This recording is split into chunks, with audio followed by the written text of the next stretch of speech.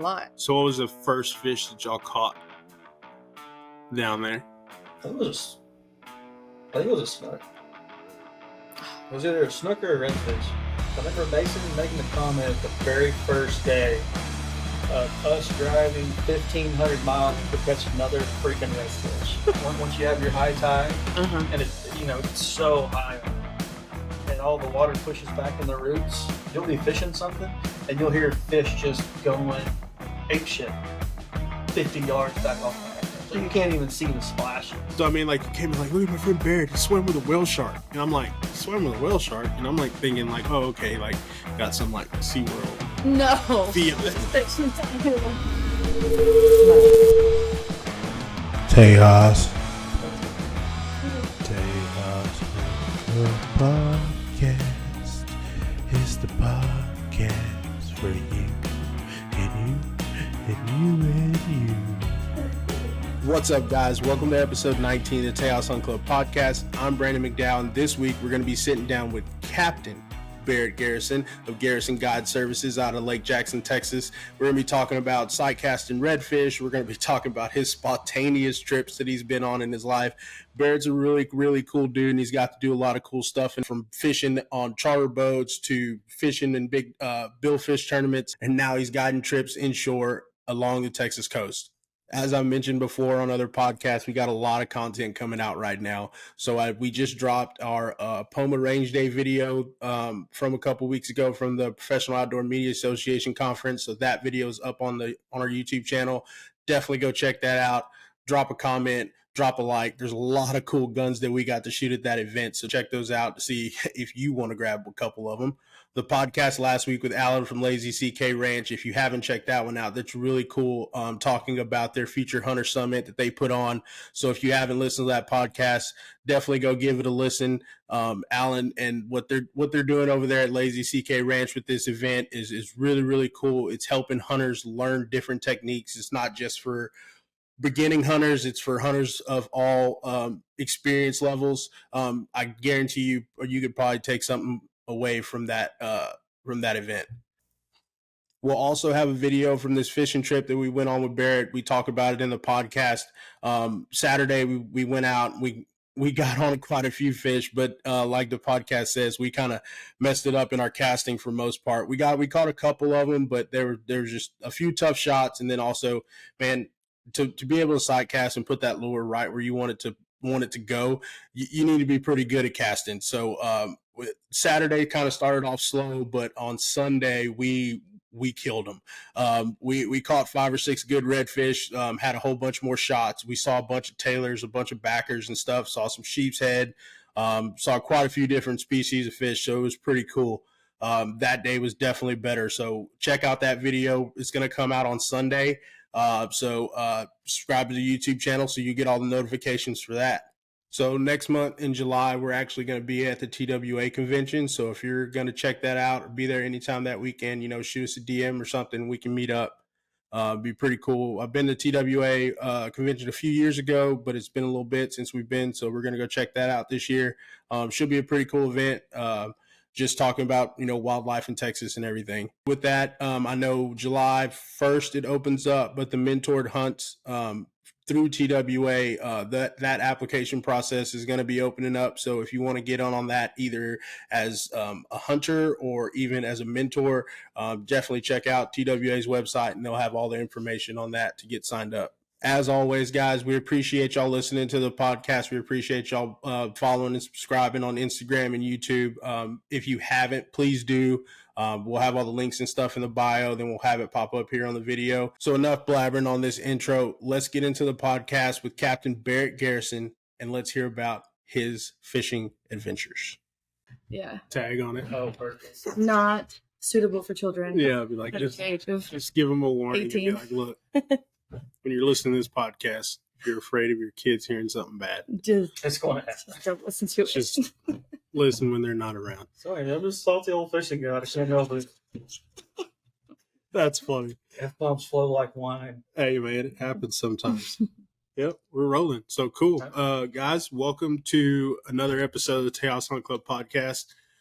This one, we're coming from not in Tejas Hunt Club studios.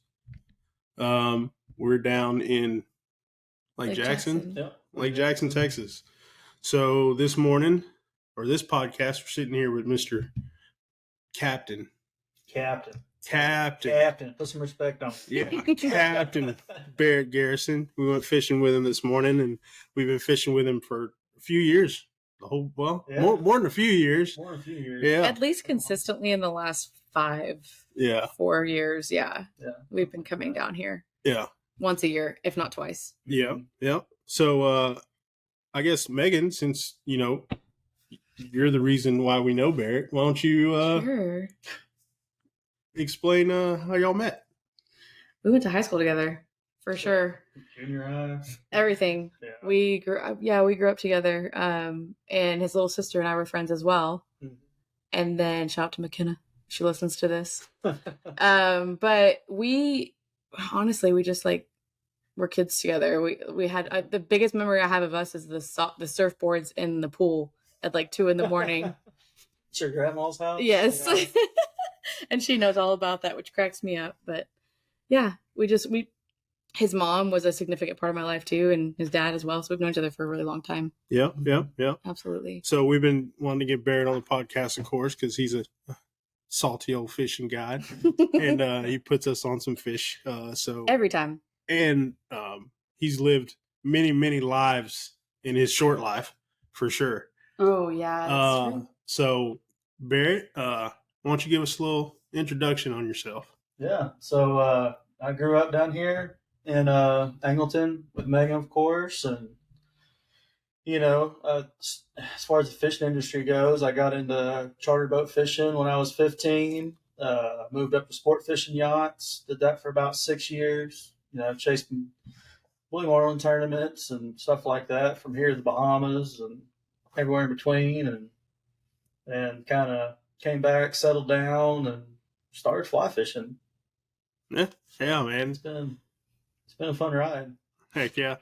Yeah, he skips. Definition. He says, just did the charter boat thing and stuff, but Barrett was, driving these boats from Wasn't driving. driving. Well, I was guiding. contracted first mate. Yeah. So he was going on these boats from Florida down, like you said, the Bahamas. Yeah. Didn't you go to Costa Rica too?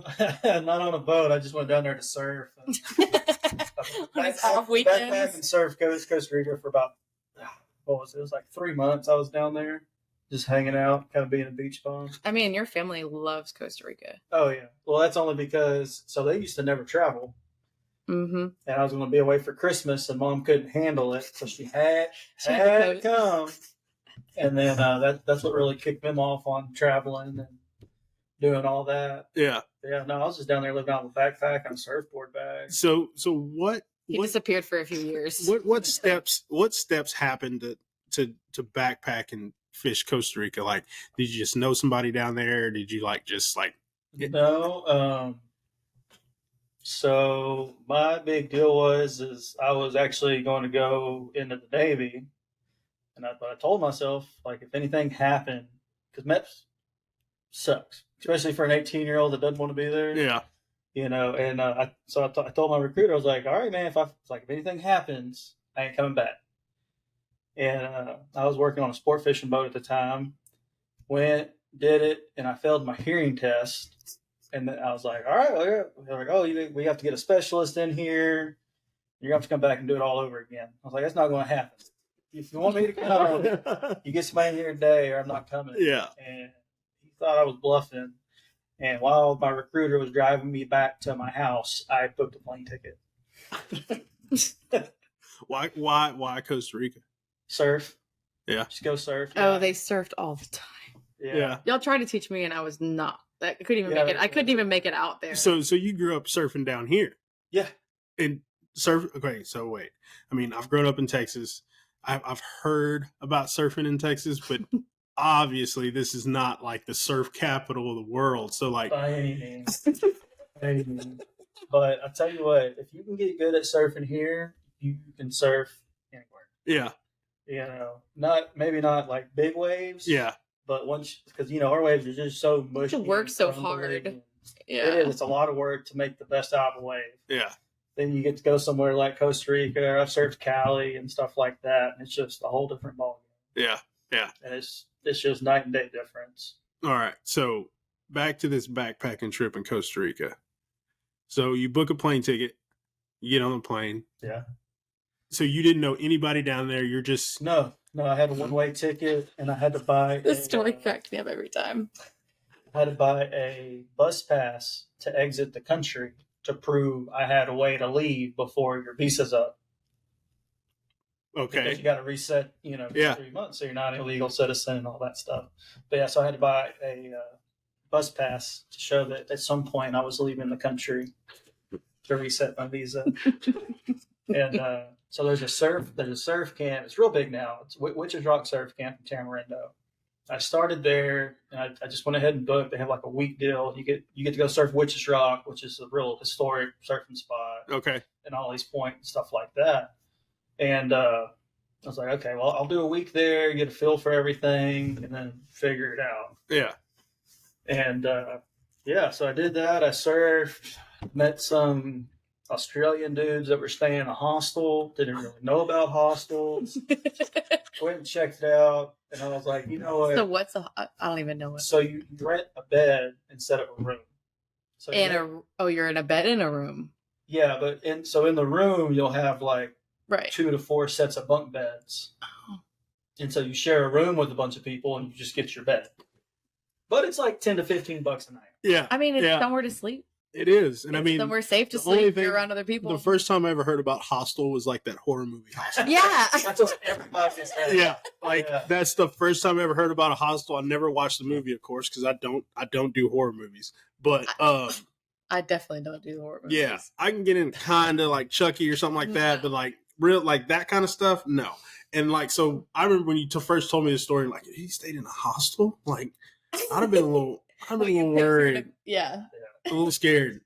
Dude, it's so much fun because like you get to experience so much more than you would like going to a resort. Yeah. Mhm. Because the people that work the hostel, they want you to come back. They want you to have a good time. So they show you all the like local stuff to go do. Ah, there you So go. you find all these little hidden gems, and then everywhere you go, I mean, there's still people from that trip that I talked to Yeah. Mhm. that I've met. I mean, everywhere you go. So usually, like, if you don't have a plan, you walk in your hostel, and it's like high school. There's cliques, and there's usually 2 to 4 cliques, depending on how big the hostel is. Yeah. And it doesn't matter. One of them's going to pick you up. I mean, like you're going to make some friends. Yeah. You're going to get clicked in, and usually what happens, you show up, you want to shower and everything, so you go take a shower, and someone just, hey, we're about to go to the bars. You want to come with us? Yeah. Next thing you know, you're with them for 3 or 4 days. It's spontaneous. It's a Until they go to the next spontaneous one. lifestyle. No, it It's is, completely spontaneous. and it's hilarious because like, so my buddy Tom and Zach. Tom was from the UK. Zach was from Australia. I wound up running into them like 4 or 5 times in different parts of the country. That's crazy. Yeah, so like whenever I showed up in Hako, like I had no idea because so they have like hostelworld.com and you can book hostels in advance. Oh, okay. A lot of times, Not sponsored by hostelworld.com. But instead of doing it, I was like, I'll just go walk around and see which ones I like. Yeah. I'll try to book them. So I get off the bus in Hako. So I was taking public transportation. I mean, if you want to ride for 6 hours with a bunch of chickens and stuff. So it's just like what the movies are. Yeah. You're a broke surfer. It works great. Just watch your board. Yeah. But yeah, so like I get dropped off in the middle of Hako. I was like, all right, I'm just gonna start walking, looking for a beer. Next thing you know, Barrett, people yelling. I was like, what the hell? And I'm looking, and they come running out of this restaurant. They're like, yeah, dude, we're staying right next door. Come with us. Oh, how fun. And then I stayed there. Yeah. That's how it went. Or like I met another couple from, it was Rory and Amy, I want to say was their name. And I met them whenever I showed up in Cape. I was just sitting at a bar and literally got off the bus and Being an extrovert. Yeah. Talking to people. And I mean, too, I'm sure it's kind of like, I like when I hear this, it kind of like equates like when we've been to Vegas, like for Yeah. that far. Yeah. Like we went all the way out there, and I guess too, it's because like you're American or you know you're not looking like the locals, so you kind of like, oh hey man, what's your story? Where are you from? That kind of stuff. Yeah. I mean, we went all the way to Vegas that time and met a dude from Refugio. I'm like, dude, I'm from Goliad, and we're sitting here in Vegas Yeah. at the same Traveling time. is so cool. Yeah, Traveling's like, really neat. getting to meet people and stuff like that. And you knew Spanish. I mean, from what I remember, you took Spanish 1, 2. Did you take a second or third? I can't remember. You took a lot I of. took 3. Yeah. Yeah. So you took you went on the trip, right? When you're done, like you all knew how to speak like pretty fluid Spanish. I was decent at it. Yeah. I'm not anymore. Yeah. Well, you're out of practice now, but I Yeah. was sitting here thinking, I'm like, I forgot you took you were like in all of them. I barely got like 2 weeks into Spanish too, and I was like, I'm out. Like I'm good. I have Spanish 1. I can ask for a beer. I can ask where the horses are or whatever, where to sleep, bathroom, all the basics. But like, I mean, I remember you being in Spanish too, so like that was something. Yeah. Somewhere in the depths of YouTube, actually, there is a Spanish music video. Oh my gosh, there is. It's so funny. Oh my gosh. Okay, well I'll have to find that. Yeah, you'll have to find I'll that have to for find sure. that for sure. Yeah. I remember that. Yeah, with me and Ginger. And Oh my gosh, Dakota. Oh my gosh. Yes. So I guess like that helped with like going down Yeah. there for sure. Because I'm like, if you can't even speak the language and you're by yourself. So in most of the places, they're relying on tourism and stuff. It's a lot of English. somebody Yeah. speaks English. You get off the beaten path, yeah, you need some Spanish. Yeah. For the most part, English is fine. Yeah. You So- can definitely get by. Yeah. So at the hostels, I mean, they were probably like kind of centrally located and they had like restaurants and stuff around there. Is it like the food pretty good down there? Yeah.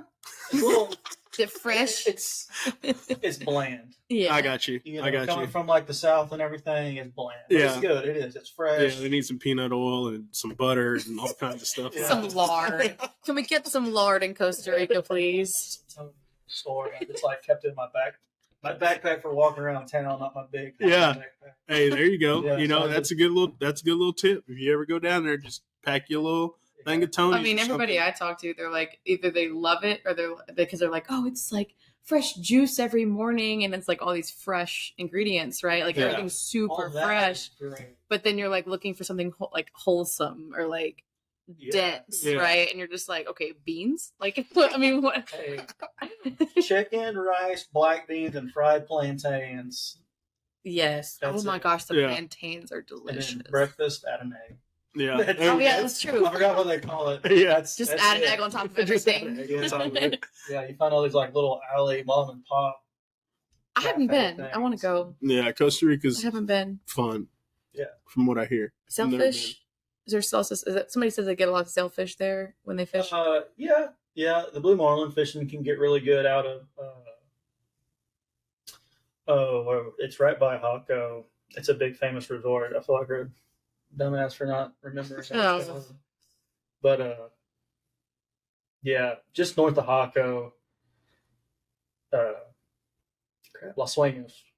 Los Okay. Sueños? I think Los Sueños, yeah, they're real big. And then, but if you're farther north, like Tamarindo and stuff, so my buddy Garrett, he runs an operation up there out of Flamingo. They just made a big new marina, and he's actually he's been taught how to bill fish. He's good. yeah. That's so cool. Azuela Sport Fishing Charters, I believe, and it's Captain Garrett. And yeah, he's good. I mean, he pulls dredges. I mean, runs neither of all us have that done stuff. that. Yeah. Like, we've never fished that way. Not yet, but it's on the list. I mean, like we're going out for tuna and stuff like that, red snapper out. to Oh the yeah, rigs. you've gone more out for But tuna like than I have. running like lines and like running dredges and all that stuff. Like that's what we were talking about on the boat earlier. I was like, man, I really want to get on a boat just like for a marlin tournament or something, and like bring the camera and shoot video, take photos and stuff. Just to be on the boat. Like, Yeah, literally. Yeah. We had Just capture it. well, buddy Kelby, I went to school with. His sister was in my grade. He's a couple years younger than me. They just came back. They went to Cabo, and he took his camera out. We posted some photos on our Instagram and stuff, but like his shots were awesome. Oh and it yeah. just- that I just kind of like remember re-spurred. those. Yeah, kind of re-spurred. Like, man, I want to go do that. Just go shoot photos and video and stuff. It looks like a lot of fun. Oh, Cabo can be sick. There's our friend Mason fishes Cabo a lot. Yeah. Like they used to go once or twice a year. It can be safe. Yeah. But yeah, if y'all want to do the Costa Rica thing, I like the Tamarindo Flamingo area. Like there's some touristy stuff, and I'm sure, and it's been years since I've been. I'm sure it's grown even more. Yeah. But it's a lot of it still kind of has that small town vibe. If there's a farmer's market, I am in. And Brandon knows that. If there's a farmer's market, I'm in. Like, that's where we're going to go stay. I mean, if somebody parked on the side of the road with a van, they have those memes like, free this or whatever.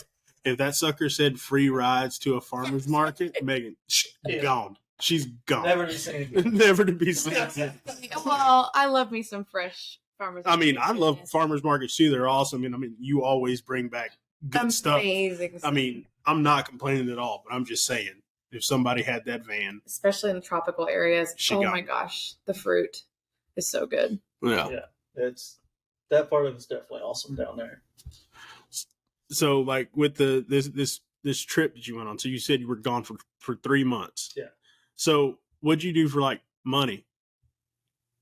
I just saved up a little bit. Yeah, and you just had money down there when you went. You didn't like pick up any odd jobs or anything like that. No. I handed out a few of my sport fishing resumes around Los Sueños. Yeah. It's kind of one of them deals where they try to support the local guy. Yeah, for sure. Stuff like that. Yeah. So I wasn't mad about it. I just figured while I was there, because I was there, I wanted to go see the marina. Because it's a massive marina. It's a beautiful marina. Yeah. I figured while I was there, I passed around a few resumes. Didn't pursue it too hard. Yeah. Yeah. So you go on this trip. What was after that? So, what made you even? I guess your visa ran out, so you had to come back, or did you just Technically, I didn't have to come back. I could have jumped over into Panama or Nicaragua. Yeah. You know, there's so many Americans that live in Costa Rica now, to where you also hold on. Oh, we're good. What is it? Uh, Headphones dying? I think so. Oh. Yeah, they're red. I wonder who let that happen. Yeah, the headphones are dying, but we're still recording. It'll be all right. That's fine. Yeah. Okay. All right. Where were we? Oh, so anyways, on Costa Rica now, all you have to do is either go into Panama or Nicaragua for lunch. Have a receipt that shows that you left the country, and they restamp you on the way back in. Oh, I don't know if we can publish that. I mean, hey, it is what it is. That is hilarious. Well, I mean, some countries are laws you have to be out for a couple days. But that's just the law? Yeah, that's their law. You just have to leave. I mean, that to me is like refreshing and mind blowing at the same time, if that makes sense. Like, it's crazy that's the law, but it's also okay. But it's cool that you can still hop around Yeah. like that in places. Like they have decided that's the law there. Yeah. That's And just so interesting. It's pretty similar actually in Roatan over in Honduras. Mm-hmm. So it's hilarious because most of the people working there, it's a real big dive community. So they're all master divers, and you have a bunch of English and it's all over. Real cool community. But is what they do in Honduras is if you overstay your visa, the first 3 times it's $50 charge. and their slow season is Christmas. Oh my god! So all they do is they just pay the $50 charge, and then at Christmas everyone goes home, and then it resets. Oh my gosh! Yeah, because the fourth one's like a $500-$600 charge. Yeah, but even still, ticket. Yeah, well, not anymore. But yeah, so you just go home and then come back. Did you research all of this, or did you have a guide who was like, "Hey, this is how it all works," or did you just find out as you went? So I don't like doing touristy stuff. Right. In places, so I go hang out with like they the just told you. locals Okay. and people that live there and stuff like that. But yeah. So they just basically told you, "Hey, this is how it works," and Oh yeah. Well, I was jacking with my dive instructor about it, and he's like, "No, man, that's all you gotta do." And, well, that's cool. Simple as that. Yeah. That's so funny. that's hilarious, man. So you figure out that you can get your visa, but so what made you come back? I don't know. I mean, just my mom came down and got homesick, so I decided to come back for a little bit. Yeah. I mean, yeah, if mom comes, you know, and Sarah's just she the is best. definitely not going to let you. She really is the best mom. She drugged me out of there. Yeah. She wasn't just going to leave you. She's like, all right, you've had your fun, Barrett. Yeah, come back Time home. to come home, Barrett. So you know the look too. I do. Yeah, you know the look. That's it's not a funny. I good do. That's funny. So what'd you do when you got back? Is that when you like started doing the sport fishing stuff, or was it sport fishing one. stuff? I started doing it. Yeah. Right out of high school, I went to A&M Galveston for a little bit, but I was still working on boats the whole time. And I'd already moved to sport fishers. I was working on 54 Bertram at the time, right before I went to Costa Rica. Whenever I came back, I don't remember what I did. I might have went to work for Mason doing metal buildings or something for a little bit, but Oh, the I contract. found another boat. Yeah. It was probably the smooth finish for to Mexico, which is another 54 Bertram, and it just kept going from there. Yeah. So it was like that. The sport fishing stuff. I mean, it's pretty seasonal. I'm guessing. So like, or did it run year round? I guess if you Just go further south. go further south. That's the answer. It depends on the boat, and depends kind of on your contract. Like towards the end there, I mean, I worked for one for 2 years. Yeah. You know, but Potteray, it was seasonal ish. There was some work to pick up in the wintertime, but it was slow season, just little maintenance, stuff like that. The captain was real good. He looked over the boat quite a bit. You know, of course, saved money. Yeah. But then when I worked for like Big Torch, it was a contract. So I was there year round. Yeah. And then it would have been the same with Real Bounty as well when I moved to that boat. And then right after that's whenever I got into Olin and got into chemical plants. Yeah. So like with those, were those like y'all took people out on charters, or was it just like private people doing the tournaments and stuff? So the one I started on Potteray, that one, it was like half charter, half private. The owners would want to do some tournaments. And then in between, we were running charters like crazy. Gotcha. And but then all the rest, it was strictly private. You know, we went and just chased tournaments, or if they wanted to go to the Bahamas, if they wanted to go somewhere, then Yeah, you take the When you road. say- where you going. When you say the chase tournaments, you're talking about actually like following. Like, what do you mean by that? I guess. So there's like a tournament trail. It starts off is Orange Beach first?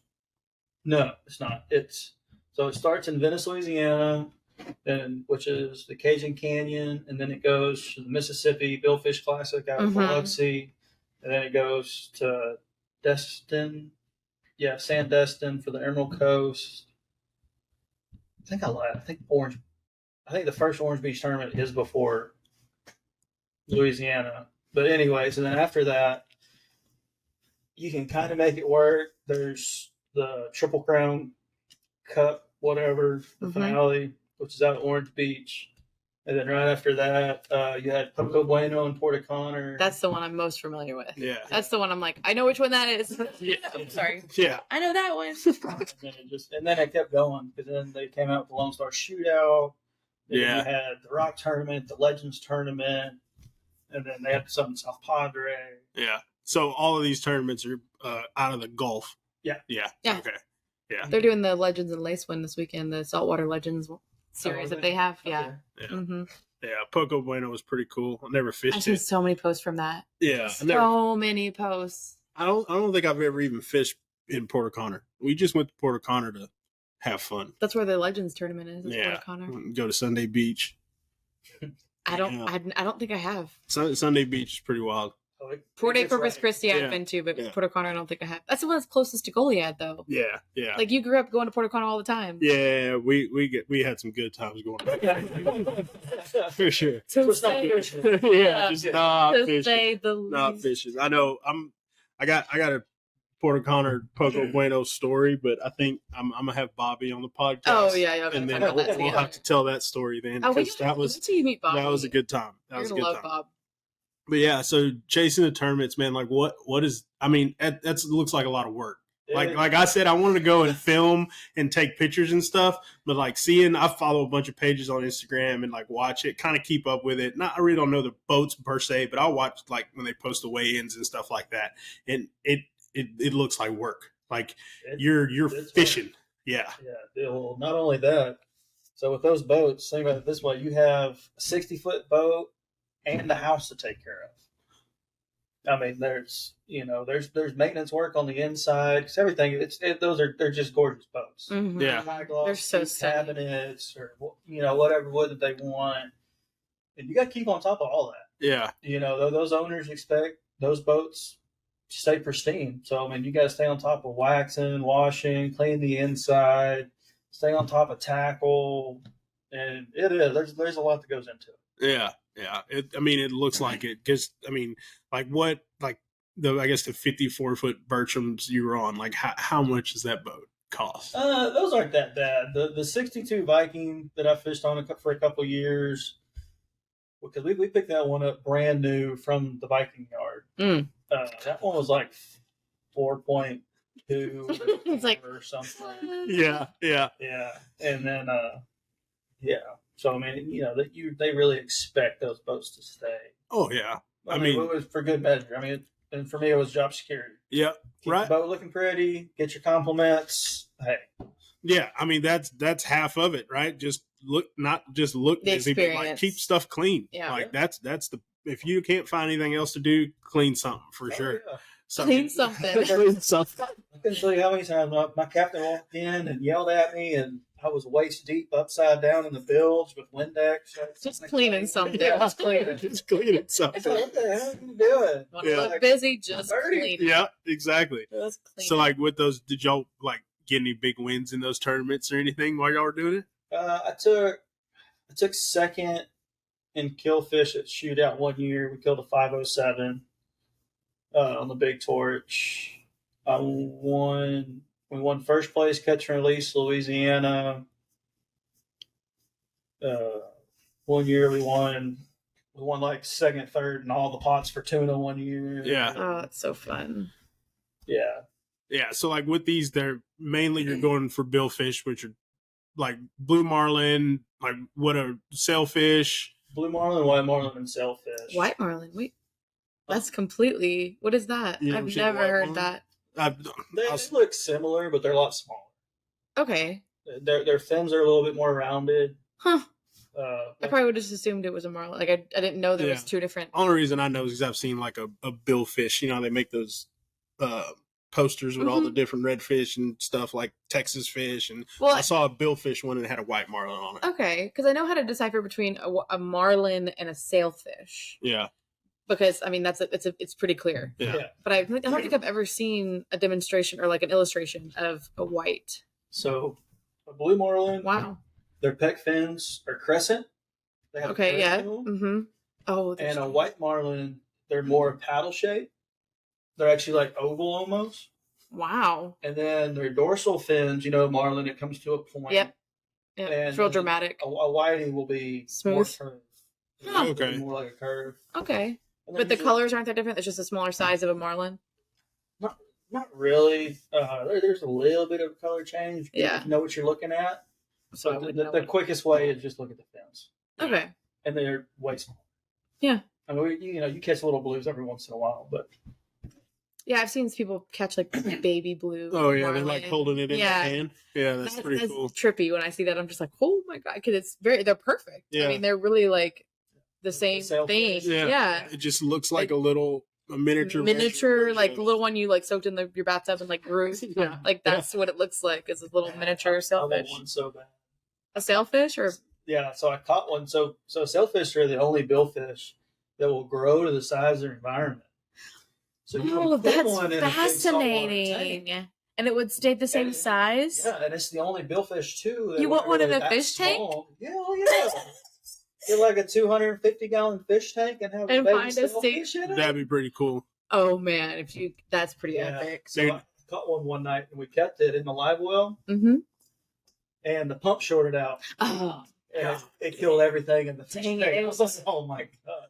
That sucks. I almost had a pet sailfish. That'd have been cool. I mean, yeah, you can get a 250-gallon tank. Like, I wouldn't mind. Like, That like defines Barrett, pet sailfish owner. yeah, Like it fits perfect. Oh, I put the caption up there and everything. That's a title. Yeah. Yeah. I love that. pretty I didn't cool. know that. So they're the only one though that'll do I that. believe so. Yeah. Yeah. There's just stuff I'm And just I like. could be totally wrong and Well, actually,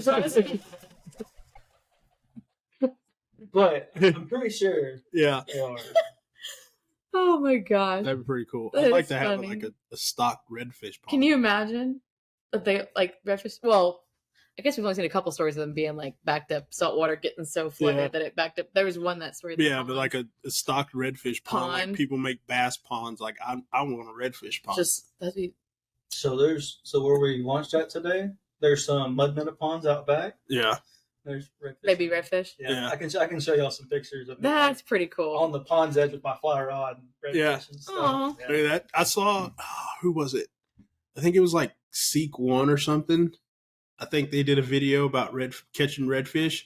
I think they were on the East Coast somewhere, but they had a hurricane come through and it brought water and Oh yeah. these That's tanks. exactly the video. I'm So talking the about. redfish, when the water came over, they just went in there, and then when the water receded, they just stayed in this big lake, Right. and then they just lived there. So they were fishing and then the on drone this videos lake. and stuff. It was so crazy. Yeah, they're catching redfish. But yeah, that's Well, there's a Texas lake that's stocked with redfish. which one No. is that? Which one is it? It might be worth a Google. I can't remember off the top of my head. I wish I It might- knew. is it- I know. Here, I'll look it up. We need a Megan. Look that up. I'm not Joe. You're not Joe Rogan. Okay. This is not a Joe I Rogan. mean, Jamie. scenario. Jamie, look I'm that not up. I'm not a Jamie. Okay. That's funny. Oh man, we need a Jamie. Now you made forget where I'm even looking up. The Texas lake. Texas Lake. Oh yeah. redfish. Texas. Okay, got it. Yeah, I don't know if they still do it anymore. I know they used to. Yeah, that'd be pretty cool. I'd so much rather catch redfish than bass. Well, that's what we were trying to do today. Just working our butt off for the Reds. They were, oof. Yeah, they're. You put us on them for sure. That's I- shots. I need to work on my casting. We both do. Yeah. I We don't. both do. I don't. I like catching redfish. I like fishing for redfish, but I don't fish enough to be consistent at it. Yeah. Well, side casting is not. I mean, It takes practice. Yeah. we've both been bait fishing forever. Like, yeah. but we've been with Barrett. Barrett's like honestly, we come with him and we only side cast the entire time. Artificial, like it's That's challenging, but so much fun every single time. I mean, how many backs did we see get today? Oh my gosh, So it's many. so fun, and we have so much Probably saw footage. 30. Yeah. Oh, at I mean, least. I was counting for a little while. I think we wound up around like 22 good shots at fish. Yeah. At Yeah. least. And it was either. Well, it wasn't either. It was me missing most of the time. Or the shadow of a bird. Yeah. Like, or I a mean- couple times I put it there and they just didn't eat, or Yeah. I put it on top of their house, put it on top of their head. I mean, he's like, But yeah, like, we had a couple out of couple. 100. a couple.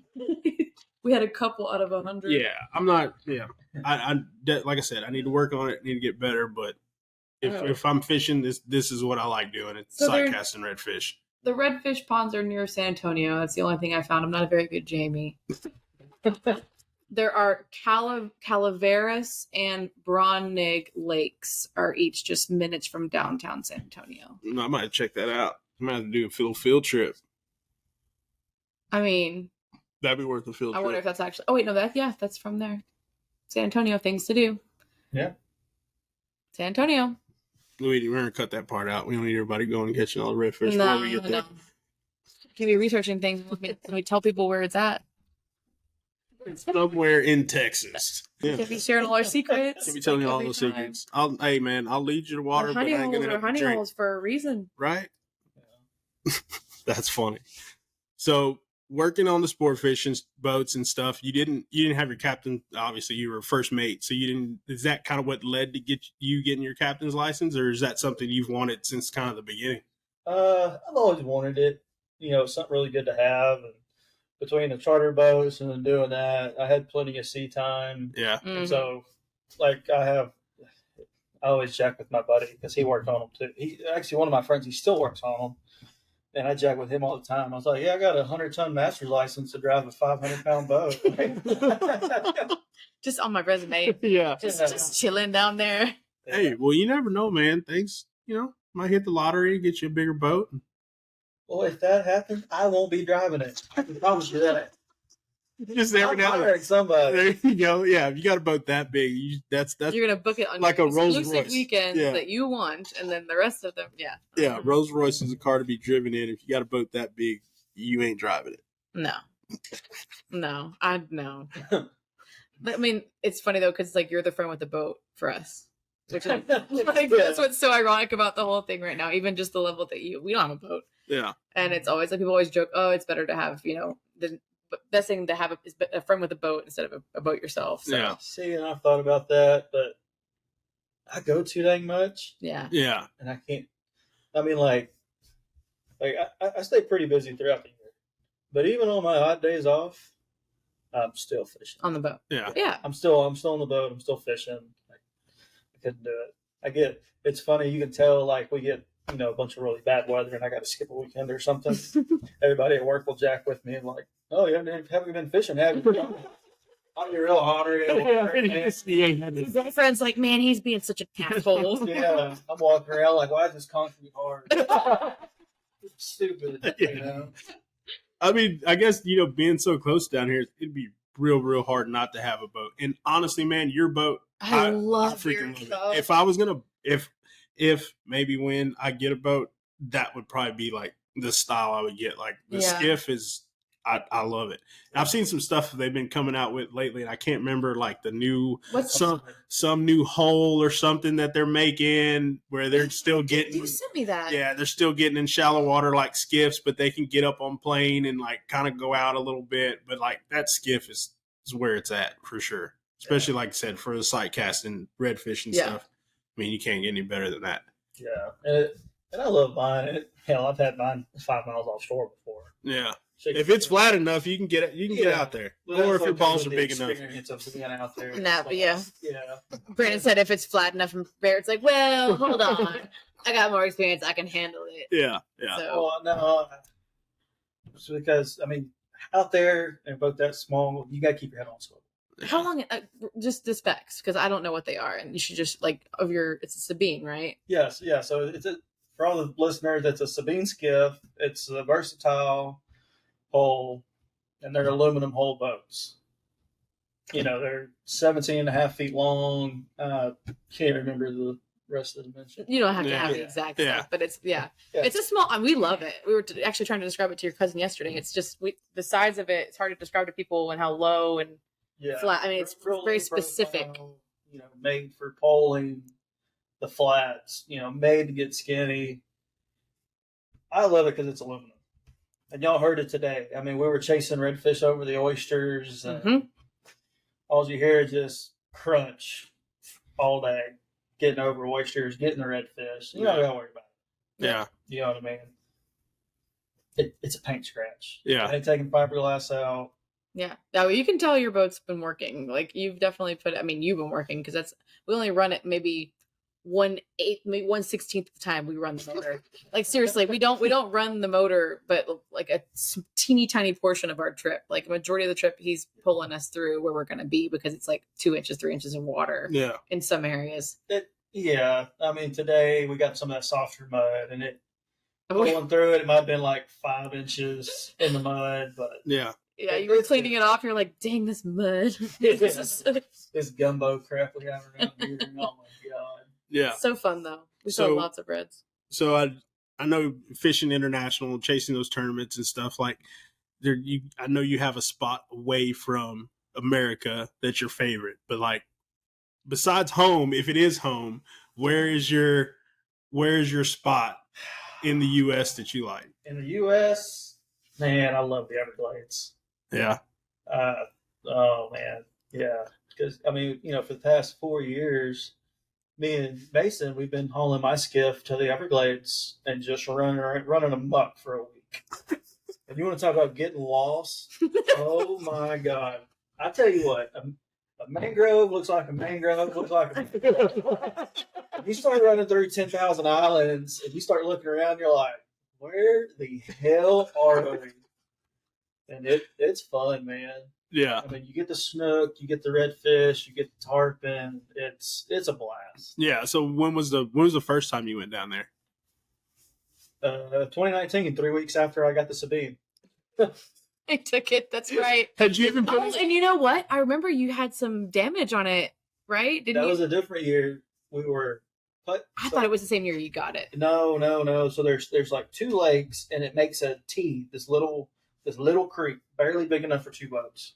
It makes a T, and there's 2 lakes. We fished one. We were putting to the other To boat. the other. And a local guy was on plane running that little creek, came around the corner, because you can't see all the mangroves are 10 foot tall. Oh my gosh, I can't imagine 12 what foot that's tall. like. So he just comes around the corner, and we had a collision, and broke my trolling motor off my boat, snapped my skeg off into his hole. Like, it was in there like 2-3 inches sticking out of his hole. that sucker was moving? He was moving. I mean, You know, and when you told me this story, I forgot you were coming around the corner of a mangrove. Like it's. yeah, you know, it's not. We're gonna have to put like a picture of like some sort of demonstration, Yeah, because it's completely different. It's a wall. Like you can't. If you have any photos, send them to us. We'll put them on the podcast. Yeah. But it's literally a wall. Like they're trees. They're not saltgrass at all. So had you even put your boat in here before you took it to Florida? I took one trip, or maybe 2, but yeah, no, I didn't have it long. We might have hunted teal season out of it. I don't remember when we went. Well, yeah, I got it in September. I had 1 weekend of teal season, and then we went in October to Florida. So yeah, Once again, another trip. Didn't know exactly where you were going. Just going to Everglades. We wanted to go, and I found this lady. So down there, I mean, it's a giant trailer RV park. We're in Flamingo. It's just a little island. And I found this lady that had a 5th wheel that had a deck on it, and it came with the boat slip. And I was Miss Georgia. Shout out to Miss Georgia. And I was like, all right, we're going. Yeah. And then on the way there, me and Mason were like, I didn't have GPS or nothing.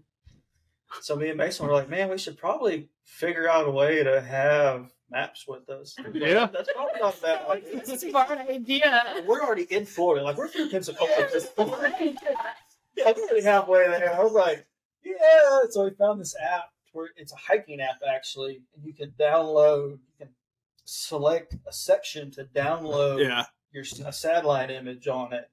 And then it uses your phone's GPS to track you. Yeah. Oh, okay. Kind of like, I guess, like Onyx. Mm-hmm. Yeah. Yeah, similar. And but yeah, that's how we ran the entire first time we went was off the cell phones.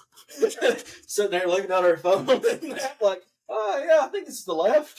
And y'all just looked up like where to put in and everything, like just no. So we show up. He's like, wait a second. I didn't think that far ahead. We're gonna figure it out. Look, they had a Public boat ramp. Look, they know they could get there. They had a boat, and they had a place to stay where they could put the boat. That's all that mattered. That's it. And so we show up that evening, and of course, just after a 20-hour freaking truck drive. Oh yeah. You're like, okay, let's calm down, make a rum drink, chill, get everything situated. We make us a rum drink, and then some of the locals walk over and start bullshitting with us. And yeah, one of them's like, "You ever ran around here?" I was like, "Nope." He's like, "You know how to get out of here?" I was like, "Nope." And he's like, "All right, well, we're launching at 7:00. Yeah. We're launching at 7 if you want to follow us through Rabbit Key Pass." And I was like, "Perfect." That's how we figured out how to get out. That's so. I love like the fishing community. Honestly, I think it's so fun. It can be horrible. Yeah, it has its moments, but yeah. I mean, it's kind of like everything, but it's nice knowing that like you can still go to places like that. Good people. And there's good people. Yeah, it's great. I love it over there. It's like stepping back in time. You look around, and everybody's wearing cut-off blue jean shorts. And like old cutout sneakers and stuff. It's like, yep. Like some good old boys. Yeah. Out in the middle of nowhere. And they were, man. Another old man's like, hey, do y'all have any wading boots? There's a bunch of reefs around here. I'm like, what do you mean there's a bunch of oyster reefs? Like, we're in Florida. This is sand. Yeah. He's like, no. Yeah. Negative. This is all oyster. And I was like, oh, we have flip-flops. He's like, well, if you need to borrow some wading boots, let me know and y'all can take them. I was like, all right, on. That's old man. Yeah. Yeah. We didn't do it, but Yeah. The offer was there. I was like, man, it's really cool getting to see like some, because you don't see there's not a lot of respect on the water anymore. Yeah. There's not courtesy. There's not a lot of respect on the water anymore. And to be down there and see it again and really feel it. I mean, it's cool. Yeah. It's a cool place. It makes you want to go other places. It makes you want to travel and do stuff. So, I mean, like, yeah. And I try to tell people, dude, if you like hunting, if you like fishing, dude, hunting your home place and fishing your home place is cool. Yeah. But going other places and seeing how maybe somebody does it different and they're still catching fish or killing animals, like that is real cool. I think that's one of the only reasons. It's funny when I ask Brandon if he wants to travel somewhere, he's like, well, what kind of fishing they got, or like what's he already knows. If I tell him somewhere specific, he already knows what mammals are there. But then he'll also ask, oh, okay, we're going to like South Carolina.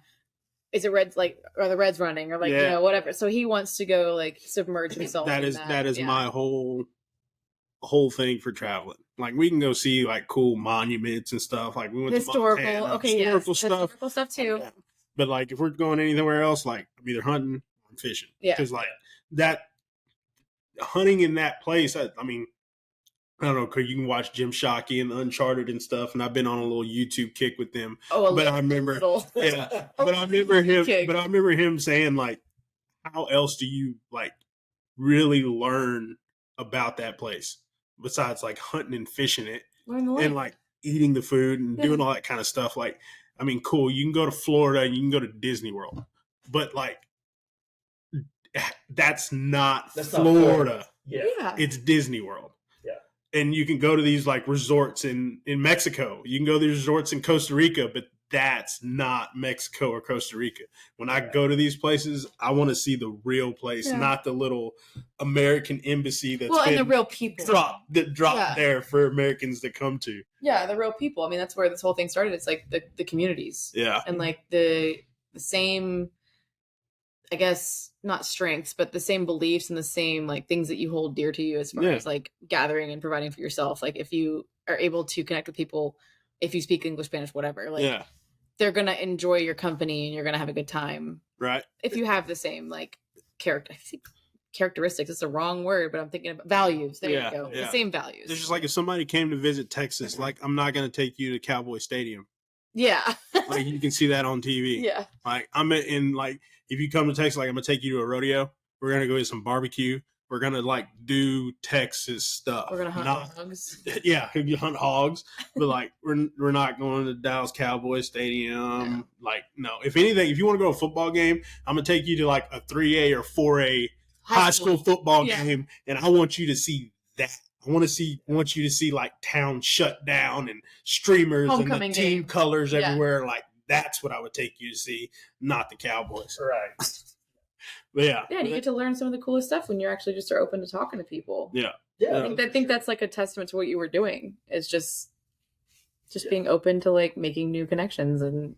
Oh, for sure. You have to be, especially down there, because like I said, we didn't know anybody. Yeah. There's not a CTO to come get you. Yeah. You know what I mean? You're just like if you mess up, you mess up, and it can. And over there, it's wild. Mm-hmm. You can go the whole day without seeing another boat. In the Everglades? Oh yeah. Oh boy. Yeah. I mean, we had multiple days where seeing or hearing one. Yeah. Or just oh man, because like you could hear one probably on the other side of the mangroves. Like, we see them all the time in the saltgrass because you could see for like a long time. Yeah. But there have been days where like we've been out there and there hasn't been maybe one boat, that's running 200, 300 yards the other direction. Like, you might see them. So there's like a bay like around Flamingo and then like the mangroves will start on the other side. That's so cool. And you'll see boats in there, but you start running out. You're by yourself. Yeah, you don't see anybody. You on your lonesome. I mean, like a packed day, you'll see 4 or 5 boats. Yeah. And that's a heavy traffic day. Yeah. Mm-hmm. Usually you see 0 to 1. Dang. And usually if you see one, it's whenever you're running in. Yeah. So Golly, so like, is it all pretty shallow water? Like, what's like the deepest it gets down in the Everglades? no, it's I guess if you, in Florida standards, it's shallow. In Texas standards, it's a normal bay. Okay. yeah, I'll put it that way. Like, they do have major tide swings. You do have to be aware of that, and especially around oyster reefs and stuff like that. Yeah. Mhm. Because it goes from a beautiful bay. You come back later, and there's oyster reefs 2.5 feet out of water. yeah, Mhm.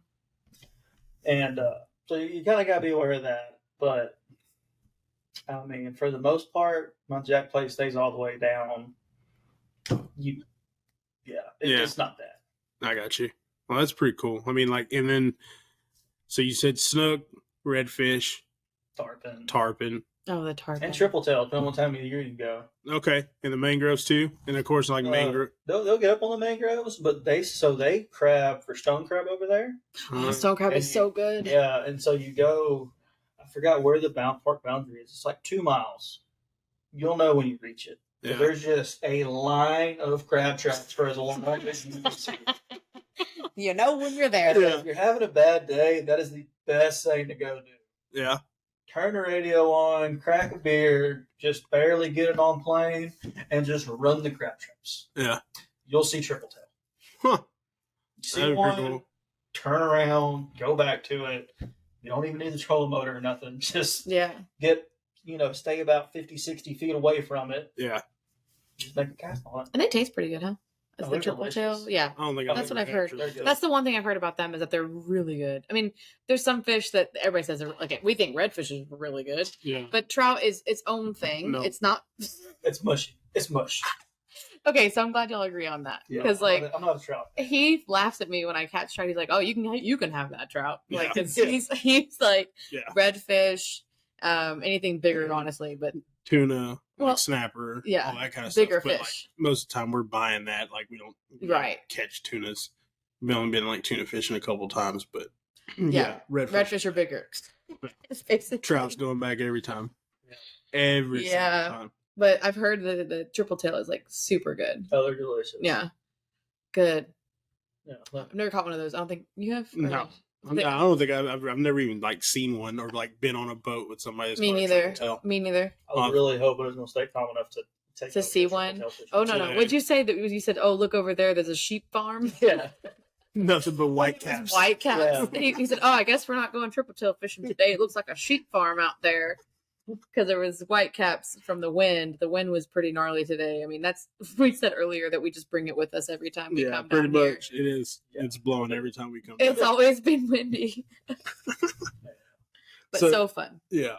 So with the tarpon, when y'all were fly fishing this whole time, or y'all take like kind of mixed tackle, or how were y'all doing it? The first time we went, it was mostly conventional tackle, and we just run and gun. Yeah. Trolling motor stayed on like a 9, and we're just plugging mangroves, trying to figure out where fish are staying, kind of figuring out a pattern, and then after that it was mostly fly fishing. Yeah. Yeah. Kind of like once you see how they act and react to stuff, then you kind Yeah. of like pick your fly and which one you want to use and all that. Not only that, but so everything down there looks fishy. Okay. And a big saying down there, 90% of it looks great. Yeah. And 90% of the fish are in 10% of the area. Yeah. Oh man. Yeah. And it's massive. Because, I mean, everywhere you look, there's a mangrove corner with the tide making this nice eddy. There's a beautiful flat. There's this, there's that. You get on one, it's dead. We'd pull up somewhere, drop trolling motor, fish for 10 minutes. We don't have a bite, we're rolling. Yeah. Makes sense. And we're just... I mean, you got a lot of ground to cover and a lot of places like you need to go find. So if it's not hitting, like just Mm-hmm. just Move on. move Yeah, on. just move. Don't On to even the worry next about it. one. Yep. Yeah. Just got to not really spraying and praying, but like you're just checking spots. Oh, that looks good. Here, Mhm. stop here. Nope, nothing there. Keep moving. Yep. Well, that's pretty. Yeah. I mean, I wouldn't know any other way to do it. I mean, He's I'm- the expert. yeah, exactly. No, he's always been really good at explaining. You honestly do a great job of kind of explaining it to us too. Like, Yeah. where we're like, oh, okay, make sure, not that we're going to have to, ride with anybody else really, but like just to know without you even having to say it, just kind of like looking around that corner and like looking at that drainage and all this other stuff. So we learned a lot. So what was the first fish that y'all caught down there? I think it was a snook. It was either a snook or a redfish. Because I remember Mason making the comment the very first day of us driving 1,500 miles to catch another freaking redfish. I don't think it was the first one. I think the first one was a snook. Yeah. But That would have been so funny if it was the first one, though. That'd have been karma. To catch a redfish. Another redfish. It probably looked different. Probably darker. Baby, you think so? I don't know. hey, I'll give them one thing. For whatever reason, they fight harder. Really? Oh my god, yeah!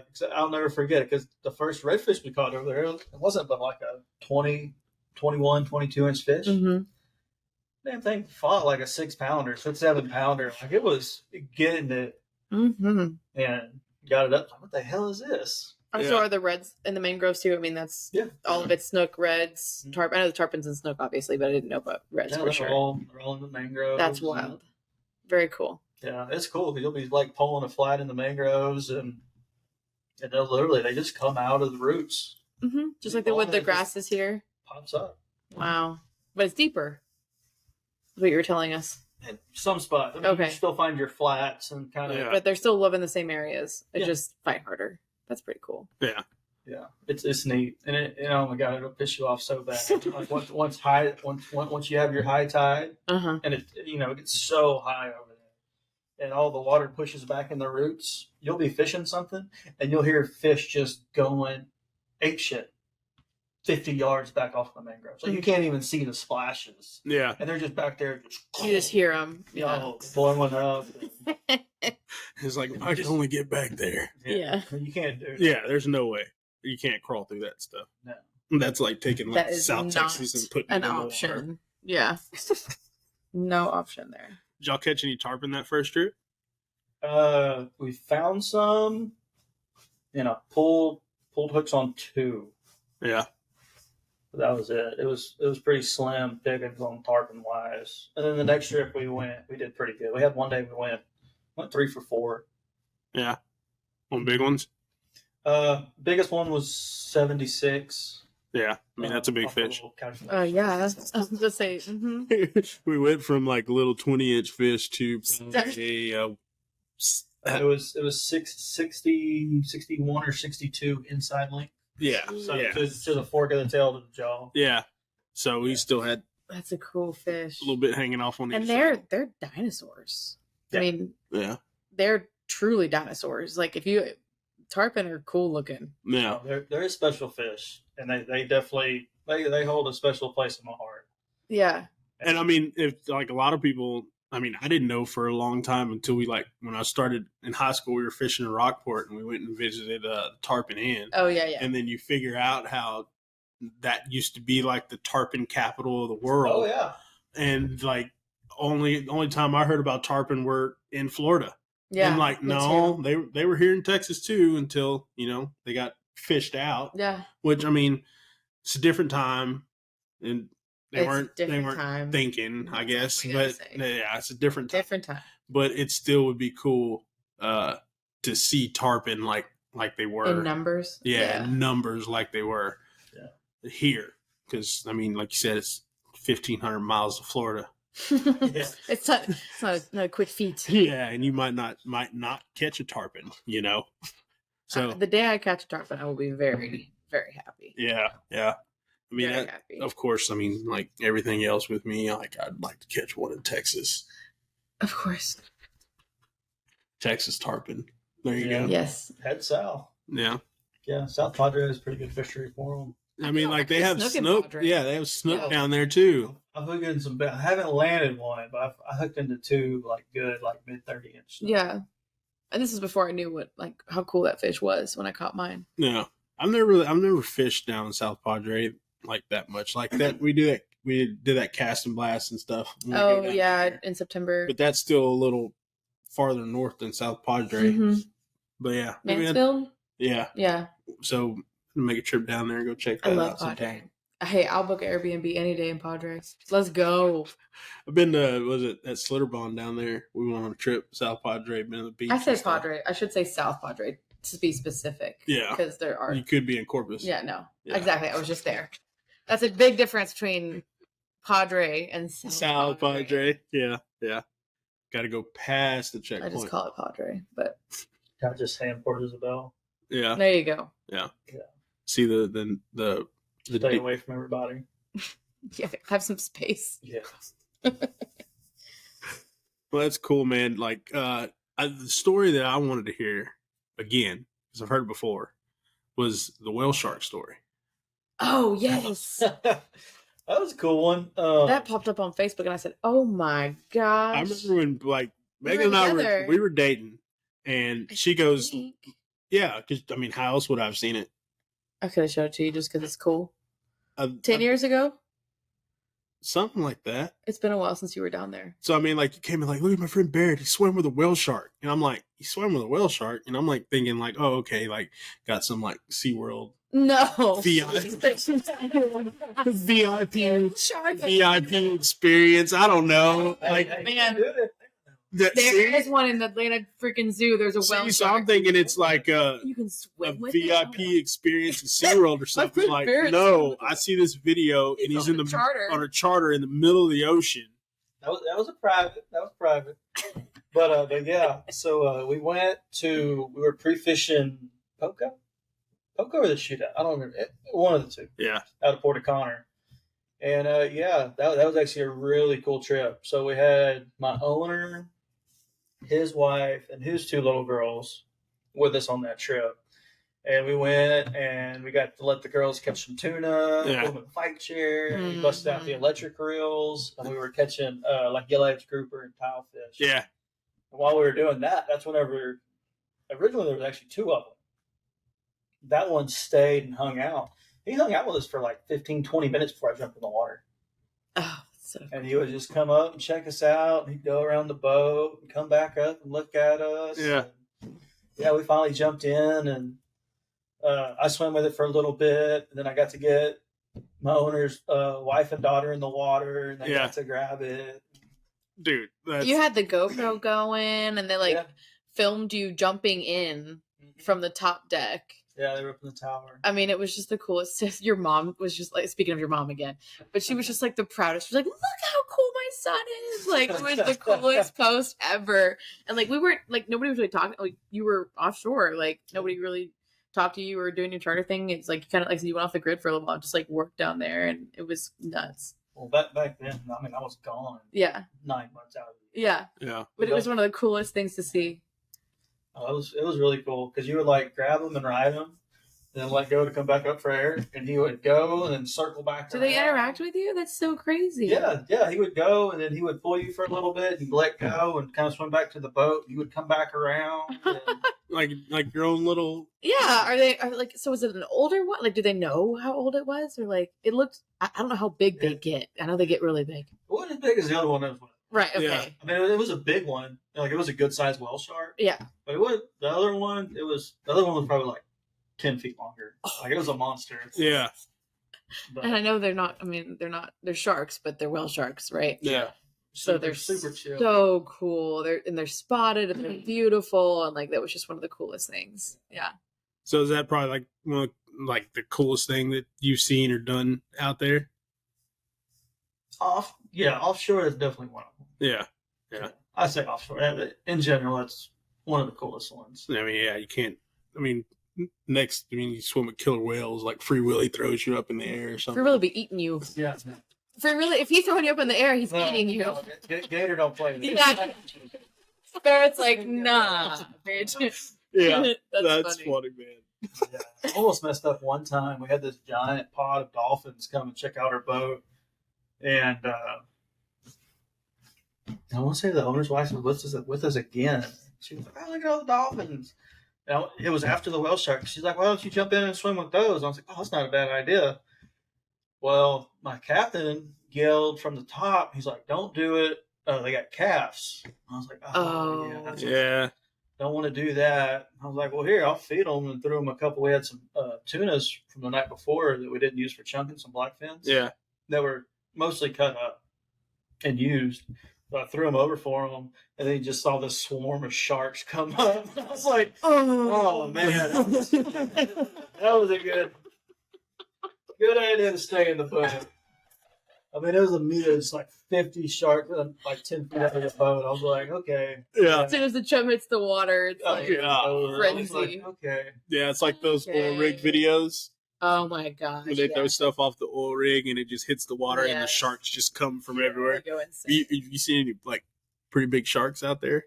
Yeah. I was spearfishing. We call them the Baracho rocks.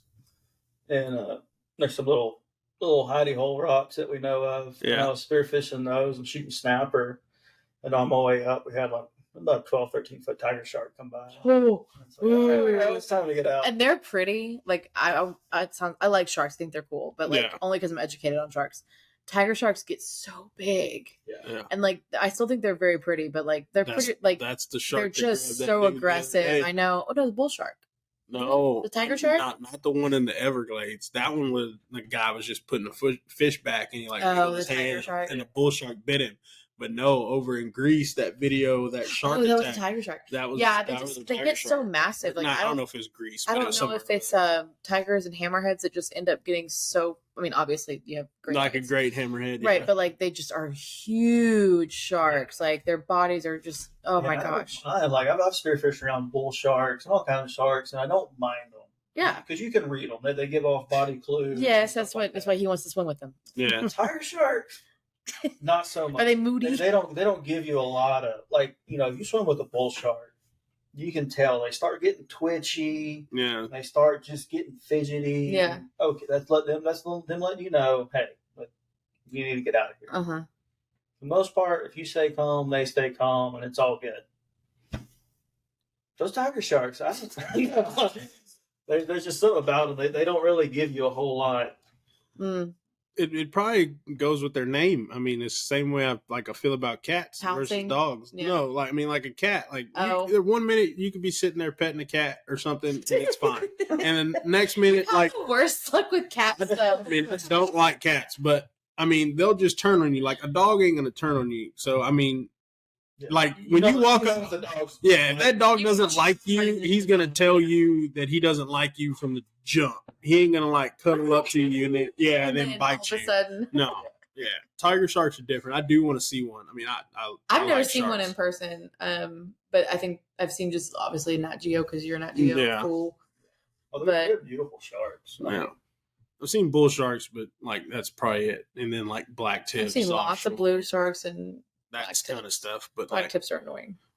I'd like to see a great white So up close. Tiger shark, hammerhead. Mm. Yeah. Spinner sharks are fun. Although they look just like a black. What about those Oh, no. Mako? Oh, or Mako. that'd Mako be cool, sharks. too. I've Those are seen cool. one. Do you watch Robert Fields? I think we asked you this already on YouTube. No. He's got the. He's in Panama. Uh huh. Oh my and gosh, we must. Los Buzos. Oh So my they gosh. do kayak fishing. So they'll Rooster go out of fishing. Los Buzos and kayak out, or they're like mothership down the coast, and they'll do like camping trips and stuff like that. But like they rooster fish, Kubera snapper, all that kind of stuff. Right. But he had one like And a Mako. a Mako, like they had live bait trolling off the back. Mhm. Mako hit it and jumped out of the water like right next to him and just boom, It was hit the shallow. water and like It was went up shallow. again and then hit the water again. I'm like, man, like Those Mako sharks go nuts. that kayak fishing looks fun. But those are fast But sharks. like, that right there is like Aren't they they had one dude fastest? hook onto a marlin and drug him 15 miles out. They had to get the Ponga boats and just follow along yeah. with him Oh, until yes. that like The glories of YouTube. whew, just getting drugged by a fish just out to sea. It's crazy. Pretty cool. What was Yeah, it? What was as long as those other He boats was, are like calling, coming. He was calling his dude. He was like, I don't remember his name, but he was just like calling him over the radio over and over and over and over and over. And he was like, I'm sorry, dude. Like I was like in the shed or something. And like yeah, they're waiting on him to come out there. And he's like, he's already like 5-6 miles out. he's already so And far he's just out. like pedaling with his kayak, just going after it. Yeah, they wound up picking him up and then going out there. Be like, yeah, that'd be a cool, like Panama. Like I'd like to go to that side on your of South list. America and go fish down there. Both sides, obviously, but like the Pacific side. Yeah. See, I want to go. There's a place. It's called San Blas, and it's a bunch of islands given to the natives way back in the day. Yeah.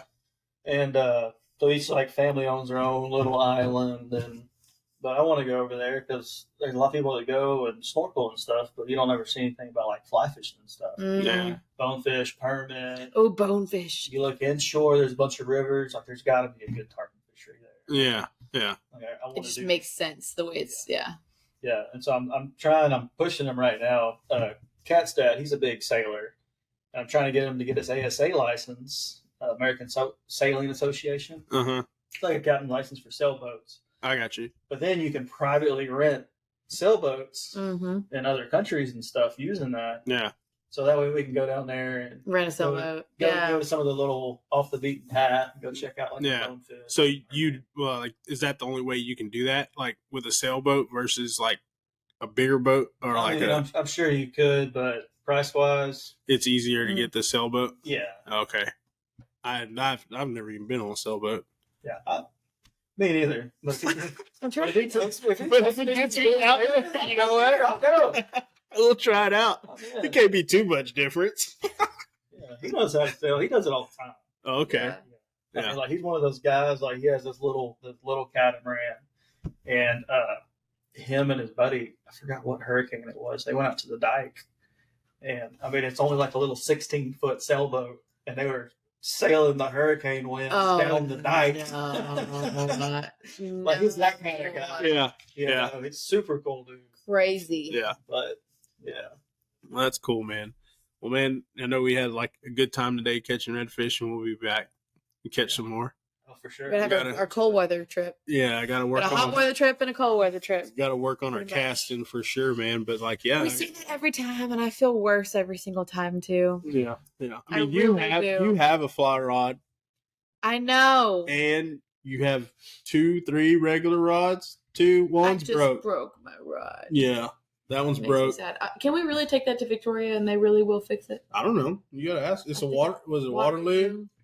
I don't know. I don't Somebody know. told me Waterloo. They said that if you take it to the Victoria, like I mean, I've It had. depends on the break. I know because mine's like at the very end, How'd it break? the door. Like, Yeah, no, damn it, no. that sucks. No. If it's a manufacturer, Oh, I defect or gotcha. something. I'll pay for it to fix it. That's fine with me. Well, you can't just fix that. It's like that sucks. It's my salinity rod. I'm so sad about it. Well, We can cut that out though, please. Thank you. no, we're leaving that in there. No, we can cut that out. Fine. Hashtag real life. I went to a fishing tournament. And Hashtag real salt life. no. Real salt life. Now it's okay. Real salt We life. need to do another. Speaking of salt life, let's do one on teal season because you hunt teal season, but you I haven't in a while. you haven't in a while. Yeah. I've only hunted ducks twice. Public land, it killed me. Oh, you talked about that last time. Yeah, so I used to be a real big. I mean, like we'd go to Oklahoma, we'd travel, go chase birds. But what do you hunt now? Or do you hunt anything now? I got a deer lease in Bracketville, and then so my buddy Adam, he has 1,000 acres up here in Angleton off the Brazos, and it has those Oh, wow. sloughs. Yeah, It's great. good. Show up. It's mostly wood ducks and gadwall, but it's all flooded timber. I love the wood duck sound.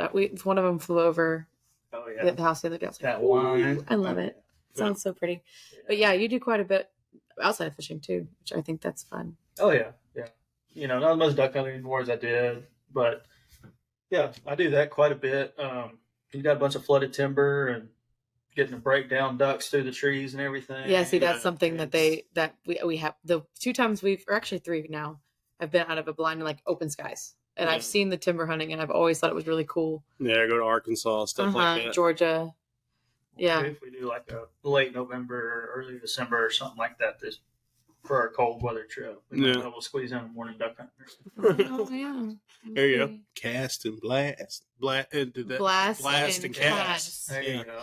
It's been great. Yeah, I like it, man. We'll Yeah. do another one for sure. At least when we come down and come fish and stuff, give a little fishing report. Yeah. Every time. Not Where can they find you on like Instagram? Instagram. They text you. Instagram, and it has my phone number and my email address. It's gguideservices@gmail.com. Yeah. Perfect. Yeah. Garrison Guide Services. Yeah, and we'll tag everything and put it in the show notes, and then we'll have it playing in the video too. But yeah, if you want to go sight cast some redfish, hit Barrett up. Yeah. He'll take you out. Practice. It's a good time. Practice. He'll put you on him. Yeah. It's just fly fish. I do conventional too. Yeah. But we're not throwing a popping cork either. No popping cork. No popping corks. Well, Barrett, appreciate you coming on the podcast, man. As always, Appreciate good you. time hanging out. Yeah, anytime, man. Anytime. You want to come on and give us a fishing report? We can do that too. Sounds good, man. All right. Thanks for listening, guys.